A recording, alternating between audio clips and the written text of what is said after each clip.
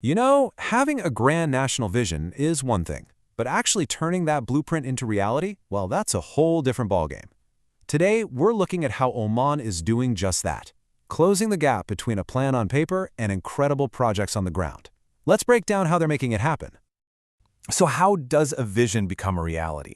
It's the big question, right? And Oman's story is a pretty fascinating case study. It's not magic. It's a journey of deliberate, strategic action. And we're going to get into exactly how they're pulling it off. Okay, so the core goal here is pretty clear, but it's also super ambitious. Oman is actively re-engineering its entire economy. They're moving away from their historic reliance on hydrocarbons. And this isn't just talk. It's a massive, coordinated push to build a more diverse, modern, and digitally powered future. And right at the heart of this huge transformation, there's a single, powerful catalyst. Think of it as the financial engine that's designed to make this ambitious future a fact. It's called Future Fund Oman, and you can really think of it as the main driver for this whole economic shift. Its one and only job is to pump capital into projects that will kickstart new growth and make the country's Vision 2040 something you can actually see and touch. And look, we are not talking about a small chunk of change here. This is a serious commitment. The fund is capitalized with 2 billion Omani rials. That's about 5.2 billion US dollars. And it's not just sitting in a bank, it's being actively put to work over the next 5 years to get things done. But what's really interesting is how they're splitting up that money. It's kind of a two-pronged attack. The vast majority, 90%, is going toward huge, large-scale projects. But, and this is crucial, a full 10% is specifically set aside to grow the economy from the ground up, supporting small and medium-sized businesses and brand new startups. And that approach tells you a lot about their thinking. This isn't just about bankrolling big industry. It's a very deliberate effort to nurture the entire innovation ecosystem. It means that everyone, from a founder with a fresh idea to a massive corporation, has a part to play in this transformation. Now, speaking of entrepreneurs, anyone who's ever run a small business knows this. Cash flow is king. And waiting around for months for funding can literally kill a great idea. Oman saw this was a huge bottleneck and came up with a pretty modern solution to fix it. The solution is this initiative using a platform called Beehive, and the process is just incredibly fast. An entrepreneur submits their application, and AI assesses it super quickly, and boom, a funding decision can be made in just 2 weeks. That kind of speed is an absolute game changer. Okay, so we've seen the financial engine. We know where the money's coming from. But where is it actually going?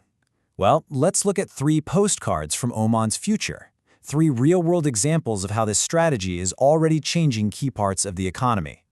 We're going to hit 3 key sectors. First, sustainable energy, where they're using solar power to drive a green digital revolution. Then we'll jump to tourism, where tech is totally changing the visitor experience.